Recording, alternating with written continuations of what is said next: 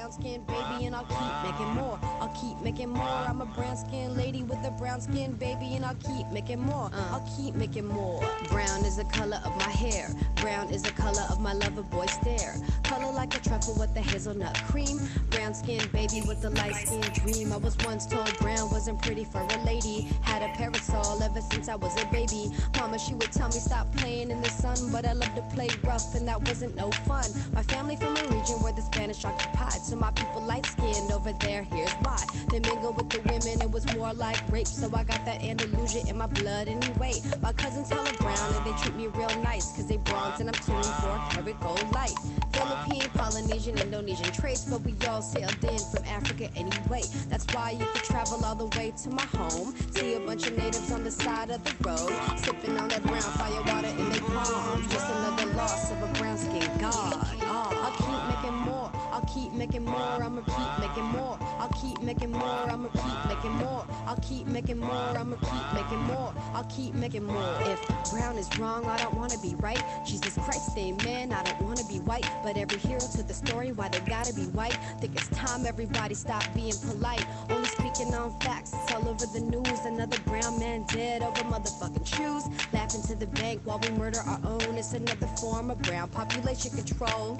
Open your eyes and maybe you find that we worship the sun since the beginning of time. And while these white girls tan and these black girls bleach, all my brown girls darker than a paper bag preach. To the melanin deficient, jealous how we living, passing on the hate to our children. Stay blessed when your girl come around with the fist up. Revolution gotta stay brown. I'm a brown skin lady with a brown skin baby and I'll keep making more. I'll keep making more. I'm a brown skin lady with a brown skin baby and I'll keep making more. I'll keep making more. I'm a brown skin lady with a brown skin baby and I'll keep making more. I'll keep making more. I'm a brown skin lady with a brown skin baby and I'll keep making more. I'll keep making more. I'll keep making more. I'll keep making more. I'ma keep making more. I'll keep making more. I'ma keep making more. I'll keep making more. I'ma keep making more. I'll keep making more.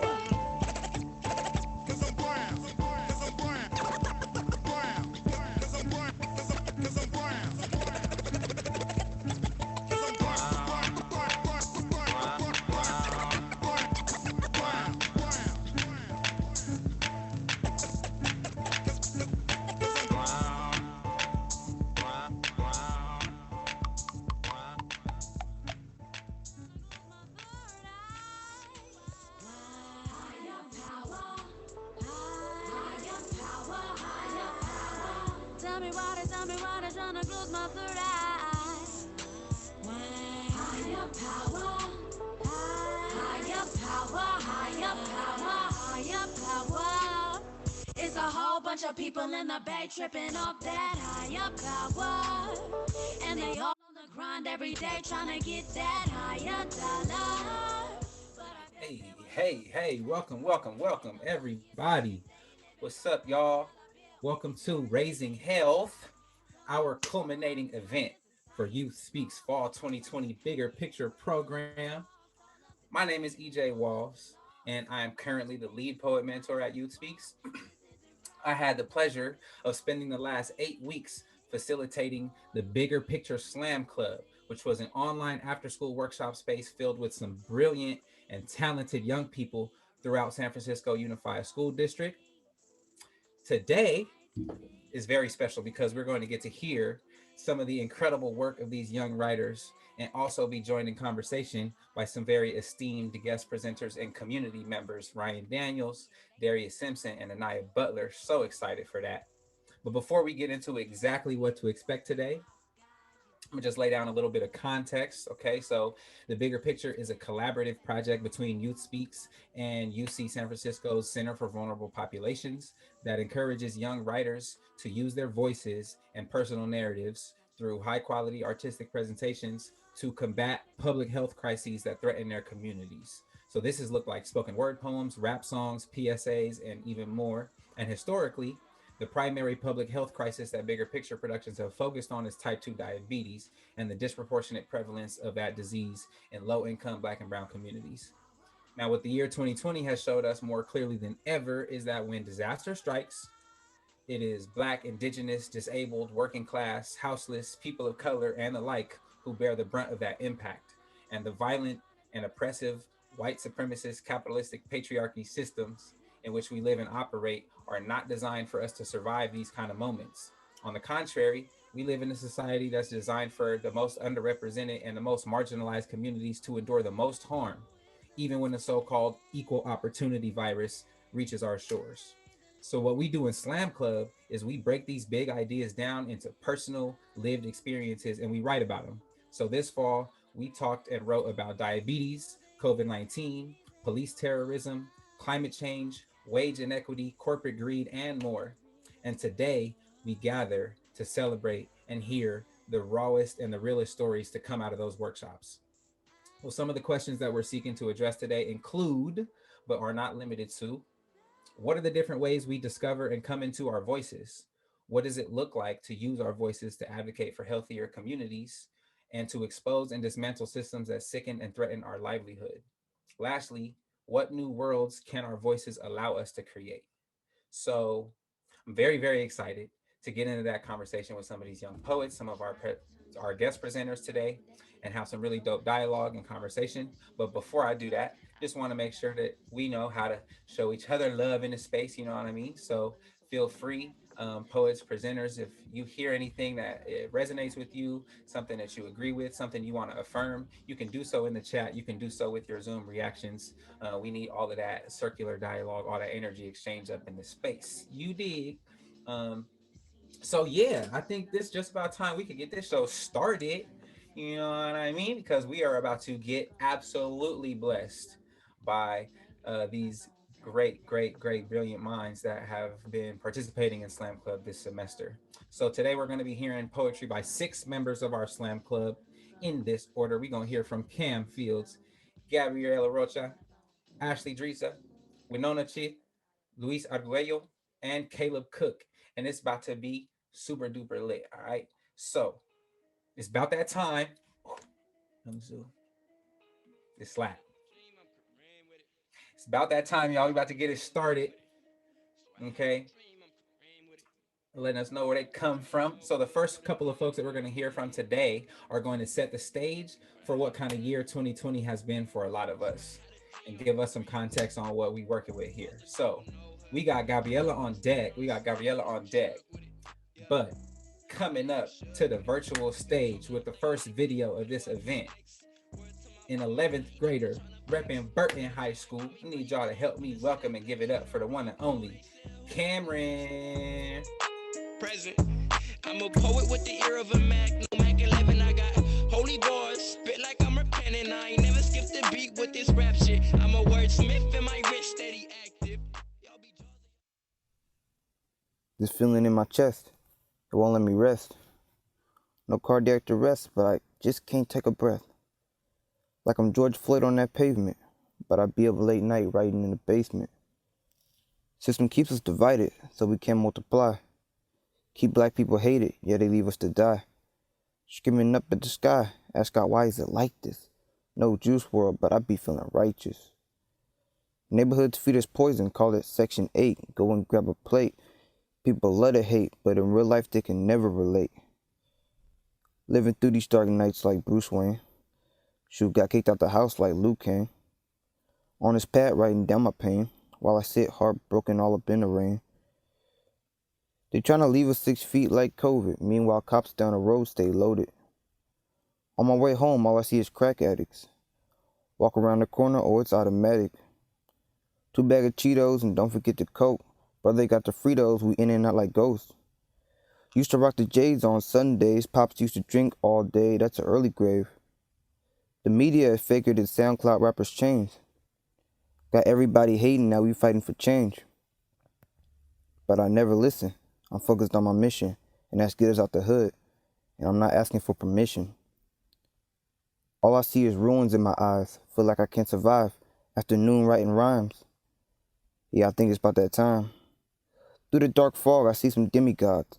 They approached me and they gave me a vision. I see an old man, so I sat back and listened.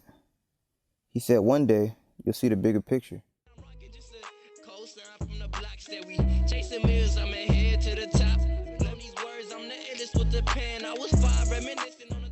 Ooh, that's how you come in, Cameron. Okay, that's how you get it started.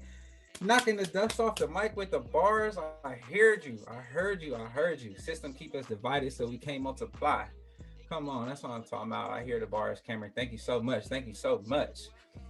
We about to keep it rocking because whew, y'all see, they bringing the fire. All right, we talking that talk and spitting that real today. So we gonna keep it rolling right along with another Burton High School student coming out of the ninth grade right now. Y'all help me give it up for the one and the very only Gabriela Rocha.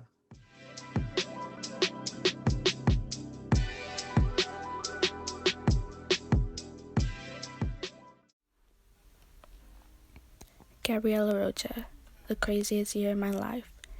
Year 2020, page 1. I look on the news, all I see is police killing innocent black men. I feel the defeat. With all the protests and everything we do, it's still not enough. People getting executed for something they ain't do. In 2020, the world ain't right. Whether it's police, COVID, or fear of virus, we just can't fight. With the lifestyle we live in, we pray every night. We give everything within us, we just can't fight. Whether we protest, pray, nothing gonna change. They say we need to work together, but they're people, not the ones being killed innocently. I get out of bed and check my phone. I enter the Instagram app and I see another story about a colored person being innocently killed again and again. And it's crazy to think that it's been going on for years. I even remember being in a car with my father, me already being scared, barely 8 years old. It's sad to think the child so young could already know what's going on. I already know how the police are. Another day, when I walk out the house and put my mask on, I see this privileged white people walking around like they can't catch some illness that'll kill you. Meanwhile, on the other hand, I see all these people who can't choose whether they can wear or not wear a mask. They will not even have the privilege to walk into a public restroom without getting asked to leave. I turn my head the other direction, and I see police questioning another colored homeless man. He says, "Help me, brother. I'm trying to be better, to see my family." The police says to me, "Back up, kid. I'm warning you." I'm just trying to work, stacking up the dip. I got a bigger mood to serve. Please don't try me. Come on, Gabriela, say that. Thank you to Cameron and Gabriela, man. Y'all spitting that truth. Cameron, I heard you speaking about your experience of being targeted by so many different things, right? Whether it's the police or the liquor store or a virus, and how we're so often fed misinformation about those very dangers. And Gabriela, come on, man. I heard you speaking about a feeling of hopelessness, of not being heard or taken seriously as a young person, and having to question whether or not you can really make a difference. So I really appreciate y'all for getting it started that way with the fire. And I think that's actually a perfect segue into our first presenter of the afternoon, who's actually here to talk to us about exactly that, right? The various ways that we can fight back against these systems that we're speaking of, not just with our art, but with our actions as well. So, Ryane Daniels, MPH, Master's Public Health, you feel me? Serves as the project manager for the UCSF Center for Vulnerable Populations Health Communications Research Program, the civic engagement mentor for the Bigger Picture campaign, and the health chair for the NAACP Oakland branch. It has been a lifelong passion of hers to address trauma prevention and wellness for African American communities. Her specific interests and areas of expertise include public health policy and advocacy, community-based participatory research and qualitative methods, and digital health communications. So it is my pleasure to bring up our next presenter to come give us some game. Y'all help me welcome the one and the only. Thank you very much for having Ryane Daniels. What's up, Ryane? Thank you so much for having me. And yes, I'm going to share my screen now with you all. All right, so as EJ mentioned, we all have a role to play in social justice. And I'm here to talk to you today to say, what if someone who's not an artist, but is still committed to social justice? So at a very young age, I knew the power of serving your community, organizing for change, making your voice heard, and that we all have a role to play in social justice. Growing up in South Los Angeles, I saw what my community lacked, yet was fortunate to know people and my family members that still worked hard to make sure I had a good life, all because they believed it was possible. Yet over time, rent prices were soaring, Those who I knew became ill, food insecurity deepened, and the community I knew and loved began to rapidly shift. Heartbroken yet hopeful, I knew I wanted to fulfill the same promise that others bestowed upon me and continue pursuing the dream. 3 years ago, I was hungry for finding my role in improving the health and well being of vulnerable communities, and I was fortunate to receive a position at UCSF Center for Vulnerable Populations to support the extraordinary efforts of the Big Picture campaign, a spoken word campaign, like you all know, in partnership with Youth Speaks, empowering youth poets to change the conversation towards addressing the social and environmental drivers of type 2 diabetes.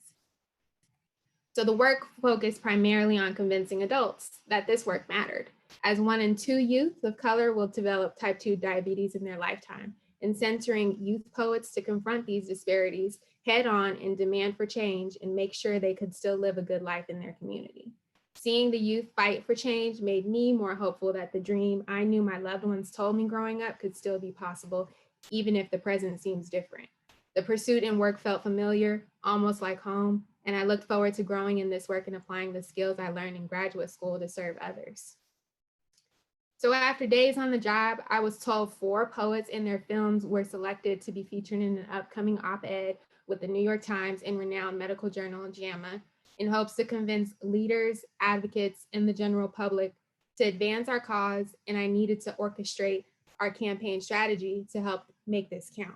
And at the time, these youth poets were addressing issues that were apart from the mainstream. The health consequences of highly caffeinated sugary energy drinks, hardworking fathers use to power them through seemingly endless workdays, the burden of poverty that can afflict migrant families and prevent them from being able to afford the very produce they harvested, the subversive and harmful role sugary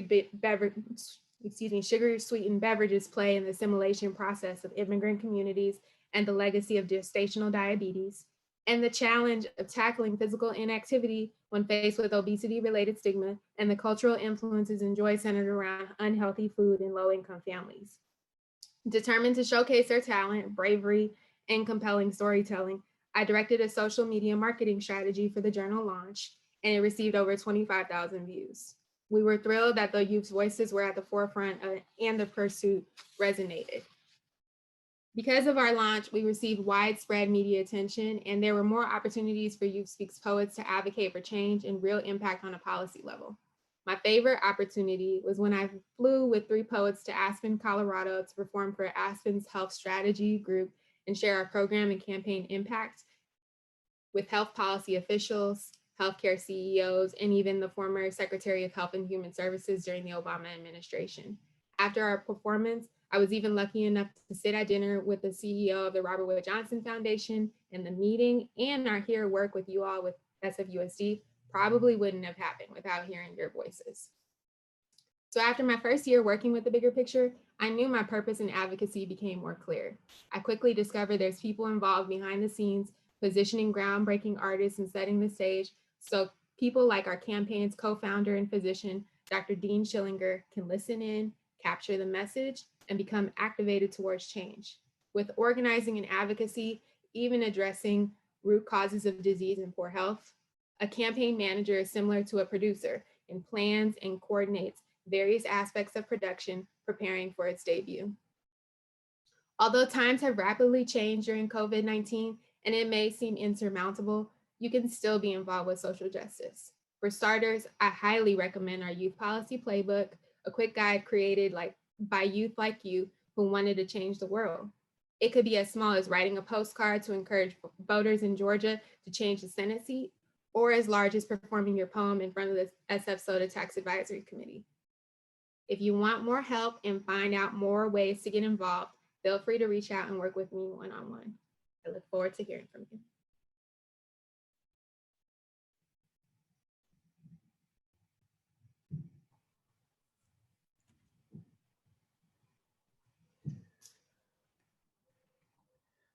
Okay, thank you, Ryane.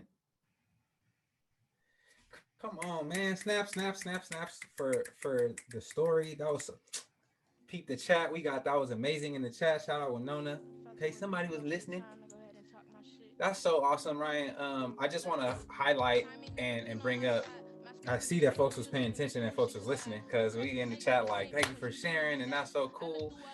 I want to emphasize one thing that shouldn't be lost is that it sounds like this very program, right, where this Raising Health event is culminating the bigger picture program, and it sounds like the bigger picture as we know it right now would not have gotten off the ground, would not exist as it does at this moment if it weren't for the right people hearing the work of some of these youth poets that you've worked with, both with Robert Wood Johnson Foundation at the event in Aspen, as well as like Dr. Dean Schillinger. He heard a poet at a Youth Speaks event and was like, oh, you know what? Art and diabetes and spoken word. That's it. So just to emphasize to all the poets in the room, take it from Ryane, if no one else, she's seen firsthand and witnessed how the impact of the art form, the craft, your personal narratives and your stories and your voices can really go a long way. So just want to thank you again, Ryane, for coming through, and I'll definitely make sure that we provide everybody all the information for how to get connected with you.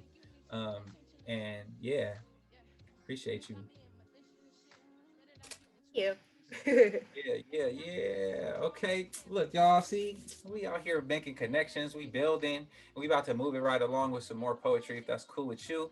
So we got a couple of more students out of Burton that we're about to hear from, actually. Very excited to introduce these next couple of folks from our slam club. Um, and basically, the next two poets are actually going to come through to speak a little bit more in depth about how they experience systems of harm at the personal and micro level. Because it's one thing for us to talk about, these issues at a macro scale and how they impact the world. But when we hear stories about how it shows up in our individual lives, it can really go a long way. So on deck, we got Winona, but coming up to the virtual stage right now, sharing her poem called Papaya Soap. Give it up for 12th grader Ashley. Straight out of Burton. Sad cases. Look at our generation and the younger generation. I don't know if I could take it. Bringing angels in the world just to steer them wrong. Papaya Soap by Ashley Driza. When people ask me about my culture, my descriptions include the oppression and discrimination against Filipinos, the identity crisis about where we belong, or the long line of health problems that get passed down from family to family. I shut up. We have great food and hospitality. No one wants to hear about how oppressed FOBs are. No one wants to talk about how I don't know if I should bubble in Asian or Pacific Islander.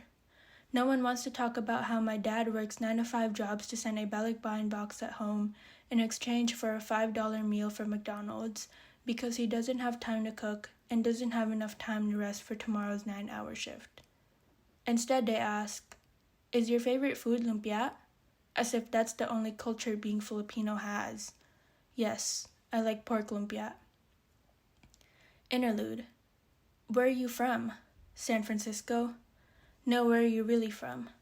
Why didn't they just ask me what my ethnicity is? I'm from the Philippines. Oh, really? You're really light for a Filipino. My mom's voice rings in my head. Umiitim ka gamitin mo yung papaya soap. I was raised with papaya soap. A soap that can change my appearance to please the minds of my titas. Hidden what defined me to be loved by my people. I laugh it off. Filipino culture portrays a standard only met with skin as light as snow.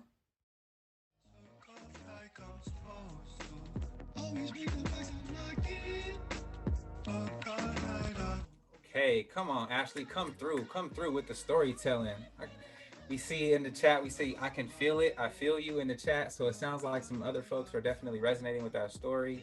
But just thank you very much and appreciate you for giving us that lens into how your life has personally been affected by white supremacy and the Eurocentric impact on Filipino culture, right? So shouts out to the way that we can tell these stories so transparently, man, for real. And also for like the tough lessons we learn within our cultures, within our families.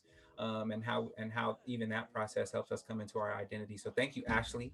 We're gonna keep it moving right along into our next poet, okay, with another really, really dope piece. So let's get it. We're gonna move it right along. Coming up to the virtual stage, to the virtual mic, we got the one and only Winona. That window. Loaded niggas rolling up that endo. Kinfolk,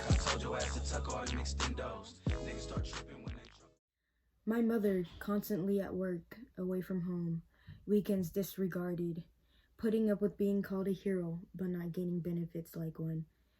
Still putting her life on the line like a hero. My hero wears a mask. My hero carries her own weight. My hero is a proud, independent woman, despite the shitty passing of the storm that was persevered, always making sure she can be my hero. The way my entire body is burning like the earth in regards to how far I can swim across the ocean to help my mom from drowning. Despite the crashing waves, Mama still makes sure to nurture her baby birds in the nest, while vultures dare to loom over us, like Arctic wolves making it through the snowstorm as a pack.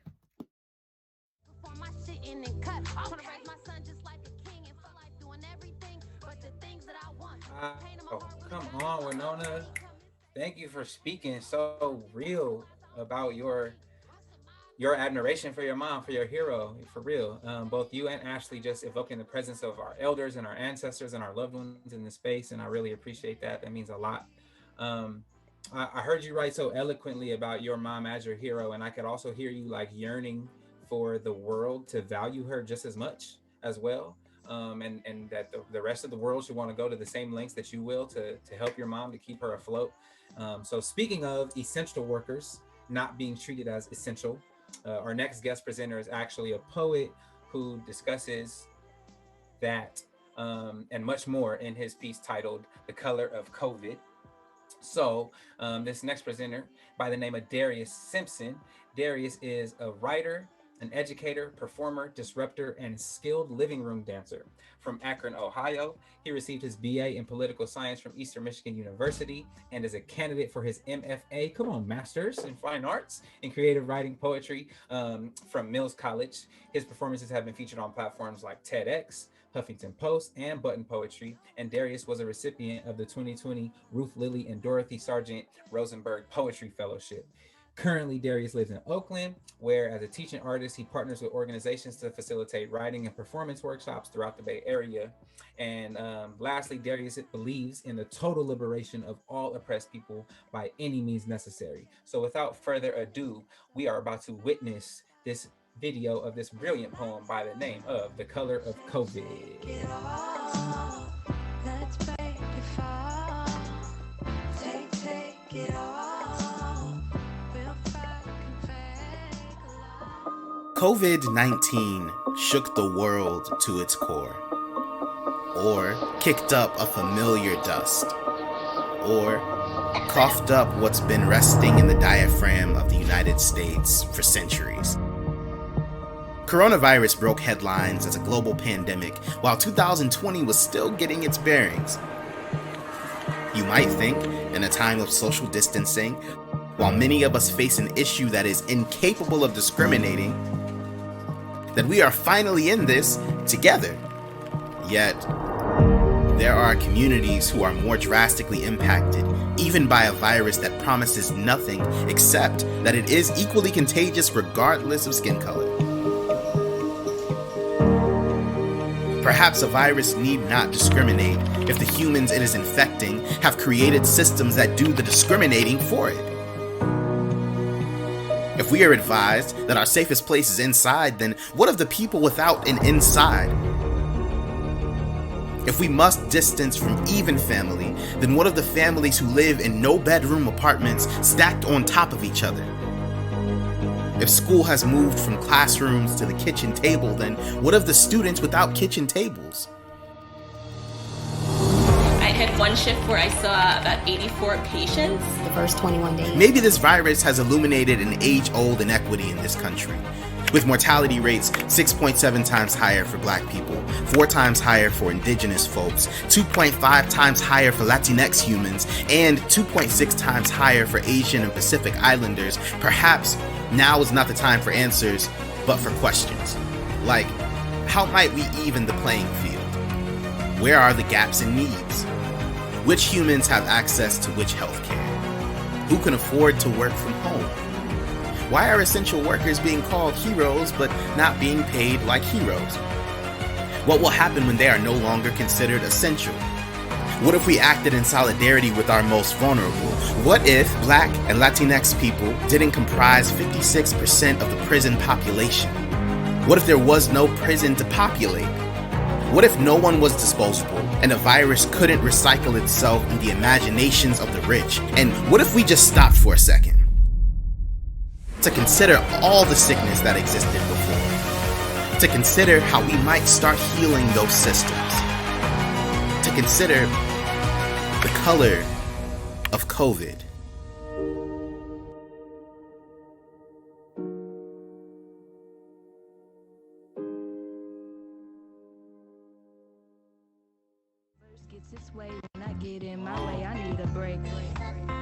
Bars. Oh, Darius, every time, bro. Okay, come on, let's chop it up right quick. Okay, so that was a brilliant piece. Okay, I'll admittedly thank you for the work. We watched this piece in Slam Club together already, so folks should be familiar with it. Freaking Mio's in the chat. Like, I got information I need to share with others. Aniya says I love that. Just want to make space maybe for you to give us some game about like what was a process like for for you to arrive at writing a piece like this, and specifically I guess how you see the role of this art form, spoken word, in the activation of like voice for creating change and things of that nature. Yeah, I think there was a lot. There was a lot in that piece, a lot to the question of like what it took to arrive there. I think the place that I've been in, what the pandemic and being inside has allowed. People be saying, it's an opportunity, it's a new world we can create. It sucks, Bro, but what is being inside has also allowed everything being canceled for like just more time to sit. And I'm a really slow reader, so reading has never been, and it's still I don't derive joy from reading. Sorry to say this. I do it as a task and as a practice and because it's necessary, but it's not fun. I hate it. I'd rather do stuff, like be active. So and traditionally I've had a hard time with that. Yes, with the MFA. Come on, grad school. Yeah, it's a task. And so I had been reading a lot of just revolutionary texts at the start of quarantine that I haven't before. I ordered a whole bunch of books. I was like, oh, we're gonna be inside? Tight. I need to get my politics together. And so just have been studying, reading, listening. And like at first I was like, ooh, okay, I'm a revolutionary now. And this is what we should do. And I was, I came from how you get activated. Right. I have been like being consistently radicalized for a couple of years, but never really thinking intensely about my politic and where it sits in history and the Black radical tradition specifically. And so, just having done more reading and talking to folks, realizing I think that questions are often really more helpful than providing counter information, like because I don't know, a lot of oppressive ideologies that come from like literally seeing information differently and seeing the world a different way. So it's like even if you present a fact or a thing, it's like it actually doesn't help. So I found that asking questions has been really important. So when people are like, yeah, but we need police, you're like, cool, what if we didn't? Like, it's just like what if, so I think that was a really exciting part because in the past, especially, let me back up a bit. The piece came from this organization was holding a town hall for COVID-19, and they were going to be talking about how it's been impacting different communities disparagingly. And so I've worked with this org in the past, and I know that their peoples are mostly white and rich. And I was like, word, well, I'm down to do this commission if y'all are okay with whatever I'm about to say.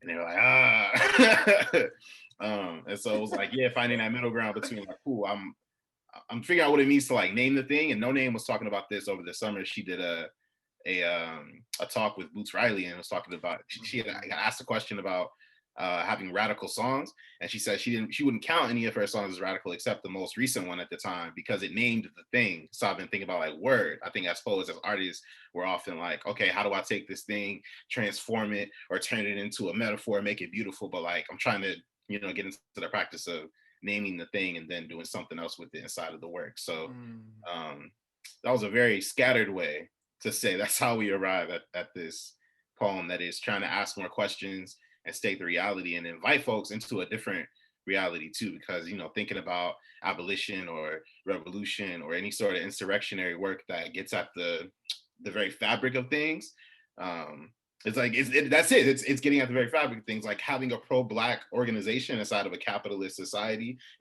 those are conflicting things.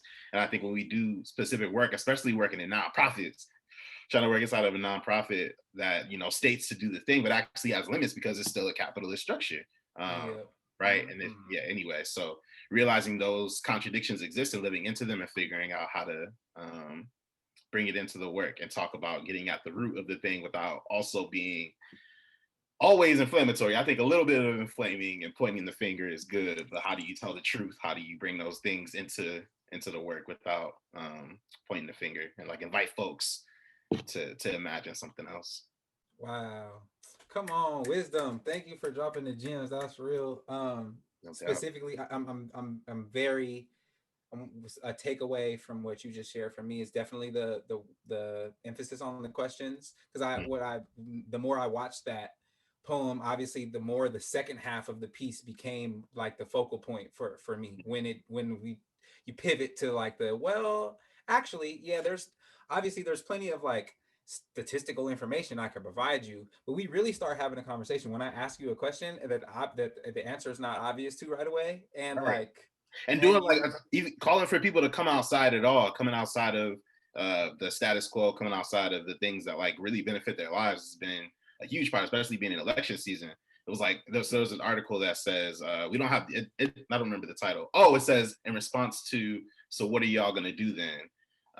It's like essentially it's like we don't have the answers, and ain't that beautiful? That we're not telling you, hey, do this. We're saying, yo, come outside. This thing that you're doing, people are dying that way. And unnecessary rates. And so what if we just started, I don't know, brainstorming something else? So. What if we engage in a way that's less about what it looks like on the outside and more about like actual solutions? And that's hella real. Man, we could definitely talk about this all day. We gonna get into some more of this poetry. If you maybe had like just a word to leave these poets with on, like, I don't know, I think the role of the art or the role of the craft in the actual material change and impact. Like, most def.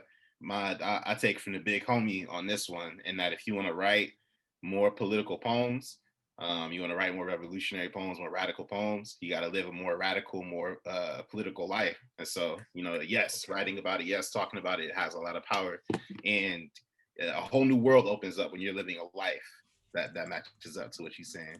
That makes sense. Come on, gotta live it. Oh yeah, that's a word. Okay. Thank you, Darius. Yeah, appreciate you and your time, for real, and expertise. Ooh, I don't know about y'all, but I'm ready. I'm like, man, I need to go do some writing and some living. Big thank you, big shouts out to Darius. We got 2 more poets and 1 more presentation in this here event, and I'm still feeling juiced as I was when we first started. So we're gonna keep it rolling. Yeah, one more appreciation of Darius just for setting the example and sharing what speaking truth to power can really look like. So yeah, moving right along, our last 2 poets are about to speak a little bit about this place we call home, and making sure that we don't forget that at the end of the day, we can have all of these conversations, and there's a planet that we're inhabiting that needs to remain habitable, right? So we're gonna keep it pushing with these next 2 poets. Okay, so we got Caleb on deck, but coming up into the virtual space right now, we got a 10th grader from Lowell High School. Y'all help me give it up for the one and only Louise. Return the sender. We like a blender, but once fruits collide, can find the old ends, a new beginning. I remember sitting in the water, warm sand cycling under my feet with the setting sun warming my back. The smooth waves bobbing me up and down in the warm water. That was the first time I truly realized there was more to life than the standards you're expected to fill, the expectations put upon you by society to make your life meaningful by other people's standards. I realized I would be happy with my life if I was able to find the peace and simplicity that nature so effortlessly is and always will be. I don't understand how humans are so blessed and so unique, but so ignorant and misguided at the same time. Why is it that we can design cars that drive themselves, but allow our futures to be controlled by a select few that value imaginary power and green pieces of paper over the earth that gifted them knowledge and life? I guess that's just the beauty of the balance of nature.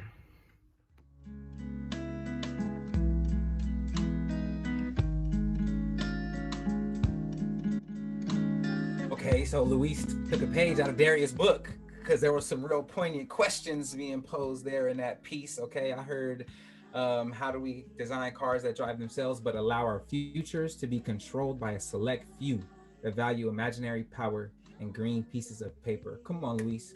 You better ask those necessary questions for us to really look in the mirror and figure it out how our values kind of contradict each other sometimes. Thank you very much.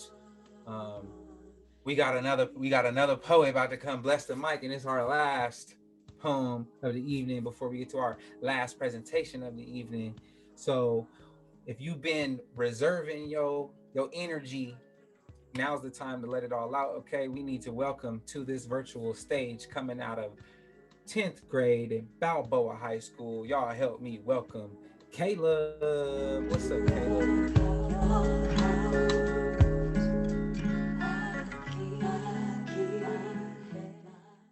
The earth is dying, but people are more worried about their phones and tablets. Mother Nature is crying, but people care more about who wins or loses in the Bachelorette. If global warming is fake, then why is the earth slowly deteriorating and getting worse by the year, day, and second? There is so much trash and plastic all over the streets and sidewalk that most of the time you can't even see the name of the street imprinted on to the cement. But people walk over it like it's nothing, thinking someone else will take care of it. I hear many people say that we need to stop global warming, but don't want to do anything or put in the hard work to do something about it because they are too busy. Lots of people think that the earth won't die and crumble because it's the good old earth, but if we do nothing, we will go down along with it.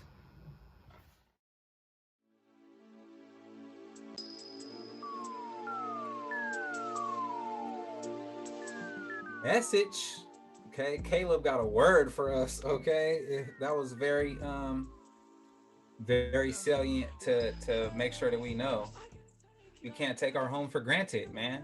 We really gotta look around and see what it is that we're doing on a daily basis to make sure we preserve this planet that we call home. And once again, a perfect segue into our last presentation for this evening.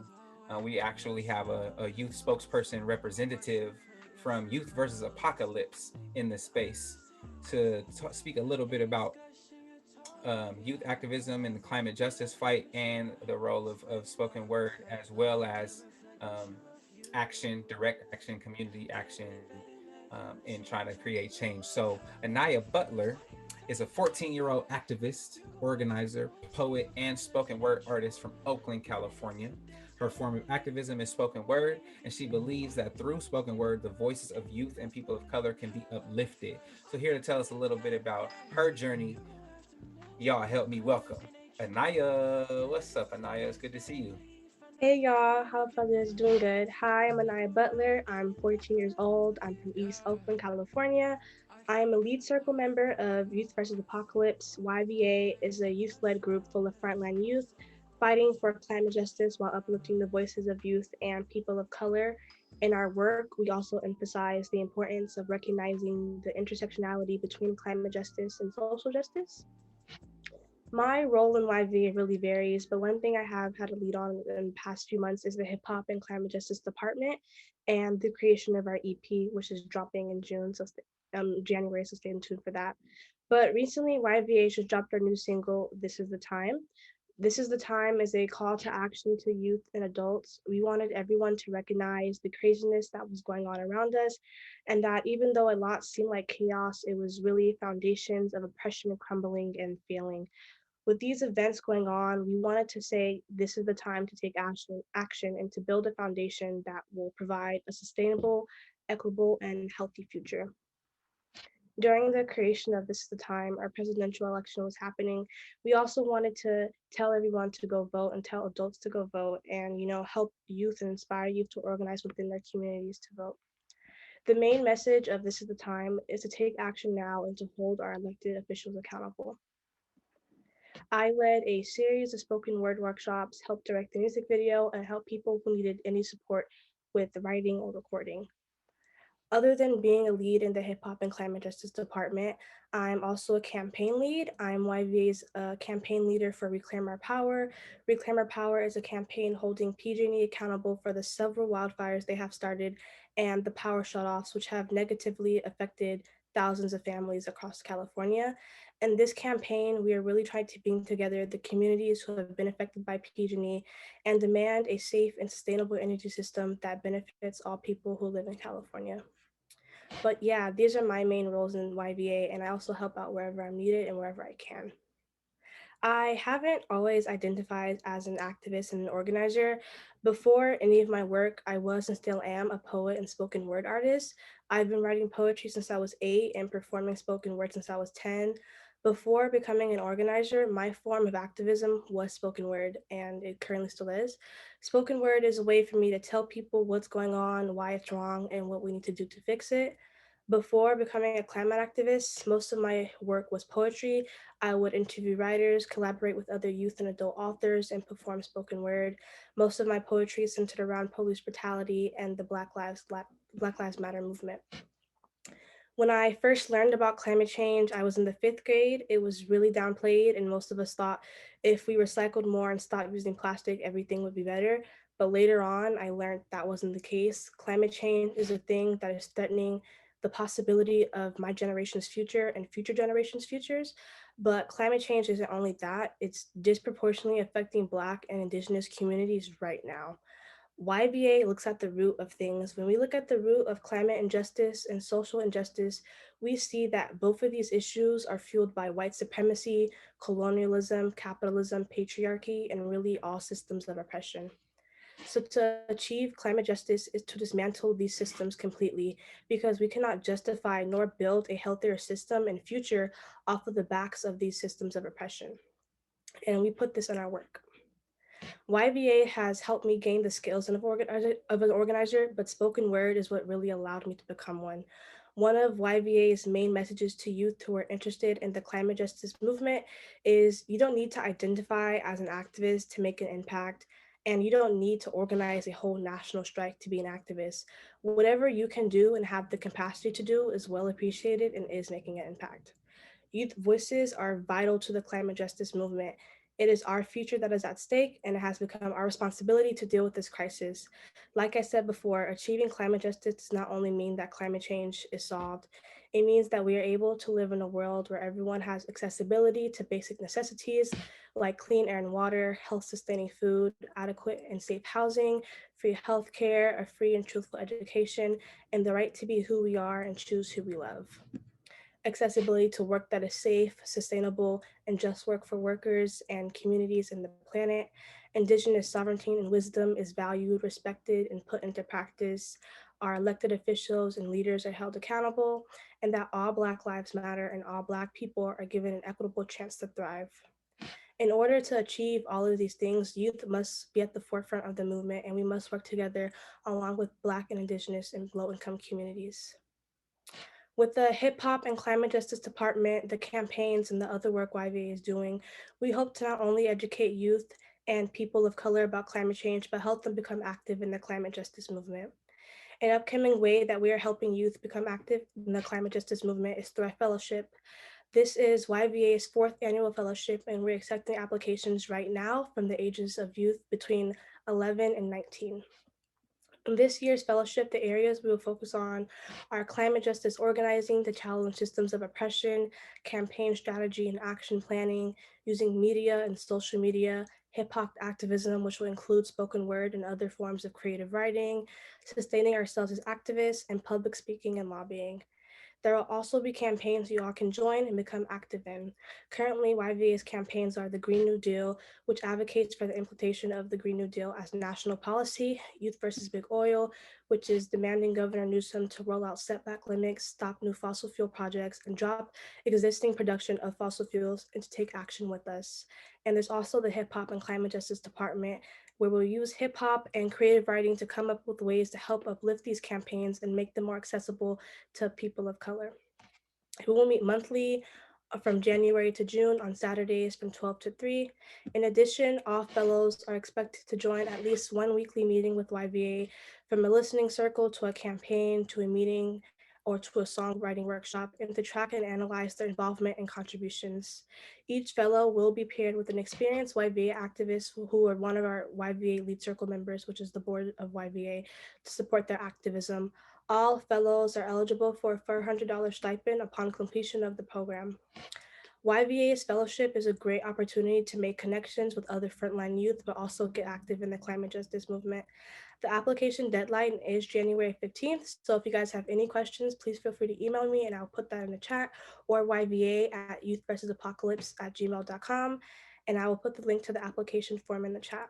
But thank y'all for having me here tonight, and I hope to see you on January 23rd at our first fellowship meeting at 12 p.m. Oh, come on. Wait, come on. Aniya, you better come through and just drop all the gems, man. Yes, yes, yes. I see applause in the reactions in the chat. I heard you speak about this fellowship, and it sounds like everybody in this room right now is eligible for the, at least age-wise. So, you know what I'm saying? Y'all better tap in. When Aniya drops the link in the chat, go apply. Why not learn how to write music, learn how to help run campaigns? And I really love, I think a takeaway for me when you said, Aniya, you don't have to be an activist to make an impact, and you also don't have to lead some national campaign to be an activist. I think that's very important that we detach ourselves from the definitions that we have of what being change makers look like. So thank you for speaking so powerfully to that. And you 14, man, oh my goodness gracious. I think it would be great to probably transition us into, obviously you spoke about that this is a time single and a video, and it's a really powerful one. And as far as our to kind of close us out and get us into that call of action space, make sure that everybody's feeling inspired to go out and do what they can to make a difference. We're going to get into the This Is the Time video. And in the meantime, let's make sure we can just distribute information for stuff that folks can get involved in. So without further ado, y'all, Youth versus Apocalypse, this is the time. I'll keep making more. I'm a brown skin lady with a brown skin baby, and I'll keep making more. I'll keep making more. Brown is the color of my hair.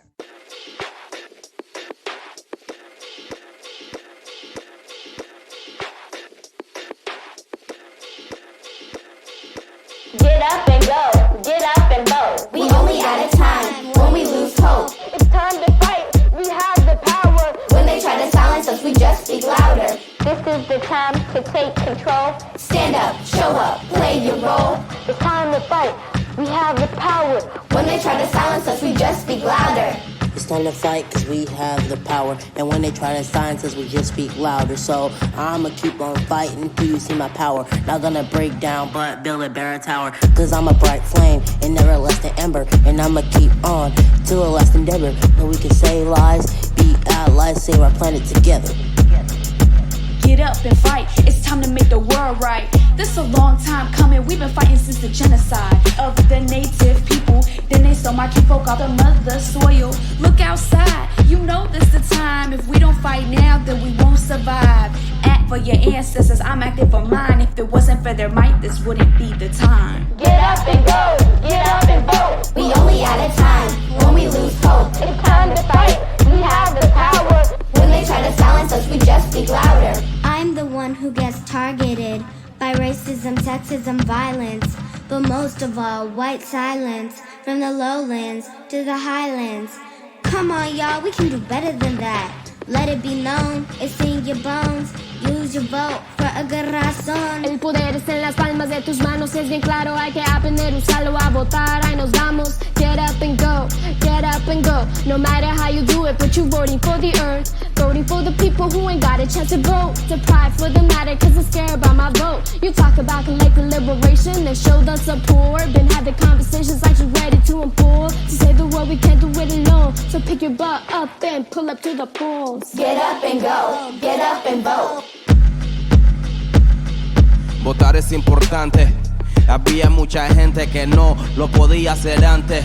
Las mujeres y la gente de color salieron a la calle, protestaron con valor. Mucha gente marcharon, mucha gente peleó por el derecho de votar. Mucha gente murió, so dime tú, ¿cómo se sentirían si su esfuerzo fue en vano? Ellos lucharon, pero el derecho no lo utilizamos. Hay que votar, tenemos que sacar al presidente actual de la Casa Blanca. Tu voz tiene que abusar, no te puedes callar. Recuérdale a tu vecino, juntos lo vamos a lograr.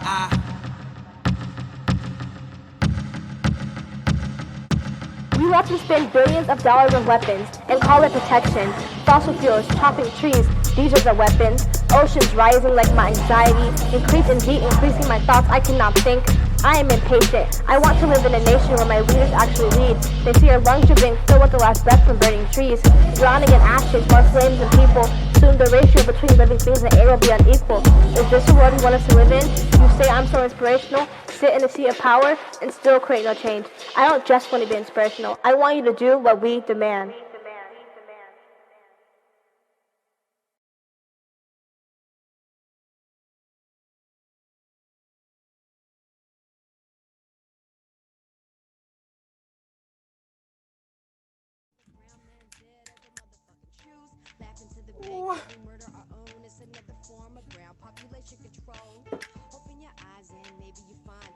Worship the sun since the beginning of time. And while these white girls tan and these black girls bleach, all my brown girls darker than a paper bag preach. To the melanin deficient, jealous how we live in, passing on the hate to our children. Stay blessed when your girl. What else is there for me to say? Y'all heard it. This is the time, okay? If it was never the time before, this is the time now. This is the time to get up. It's the time to move. It's the time to act. It's the time to educate, self-educate, to read, to write, to live, to ask questions, to reflect, and always to continue to strive and to advance, y'all. So, man, this has been incredible. Thank you to our guest presenter. Shout out Ryan for coming through and telling us about how we can get involved in policy change. Shout out for Darius coming through, just dropping the bars on the spoken word tip. Shout out to Aniya for that dope presentation and letting us know about the fellowship. And thank you to our production crew, okay? Brittany White, Jonah Sato, Max. Y'all made sure we was looking good, sounding good. It was incredible. But last but not least, shout out to the poets, y'all. Thank y'all for an incredible semester together. It's definitely been a pleasure to be in community with y'all and to see when we started back on October 15th. If I told you today, 2 months later, we'd be watching videos of these poems that y'all would write in Slam Club, you probably wouldn't have believed me. So yeah, this definitely couldn't have been done without any of y'all. And we know what the deal is. We're gonna keep it pushing. We're gonna keep this struggle going to liberate all peoples, and particularly to strive for healthier conditions for us and our communities to live in, to thrive in, and to create a better world than the one that we are currently moving through. Yeah, thank y'all. This has been great. I want to open up this space. I know we've hit time, but if any of the young folks in the space had any closing remarks or anything that they wanted to add to the conversation, if y'all want to thank each other or affirm each other for anything that you heard from these pieces, please do. And yeah, y'all, as you speaks, and the next generation is speaking for itself right here, right now. Oh yeah, I just wanted to thank EJ for being such a great facilitator throughout these last few weeks. I also want to say thank you to the guest presenters for providing such an amazing voice and such amazing ideas. And I also want to thank my classmates for being strong and going through this together with me. So yeah. Hey, yeah, Kev, we gonna make a music video for that track. We gonna get you recorded so we can have you submit to the mixtape. You dig? But man, no, thank you. It's really, I wouldn't have been able to rock the space without y'all. So it's great. And you thanked them, so make sure I'm gonna get y'all the all the links, all the resources that you possibly need to get in touch with Ryane, get in touch with Aniya, get in touch with YVA, so you could apply for that Youth vs. Apocalypse fellowship. You know, I think moving forward, this is where we take it up a notch, right? We've been in Slam Club together, we've been in space. Now who can I plug you with outside the Youth Speaks room, outside the Youth Speaks circle, that's going to allow you to tap even more of your potential as change makers and world builders. So appreciate everyone for being here today, for real. Thank y'all. We'll keep you all posted and updated with how this video asset turns out. We're going to do our best. We're going to see what we can create, and we'll be excited to share it with you. If anybody has any questions for me, let me know in the chat, or feel free to unmute and hop in. But otherwise, I think we can call this event closed, adjourned, whatever we call it. And as I said at the top, move through the rest of our Thursday evenings and into this weekend, and trying to close out what's been a hell of a year. So shouts out to this playlist made by Jada Imani. Wanna take and never give me what I'm asking for, and that's never a lot. You know that I could always ask for more. I don't, and still you don't come through like you say you will. Look, I can't be your everything if you're nothing for me. You in my face and you need your space to find out what we're gonna be. And I'm impatient, I hate waiting, I got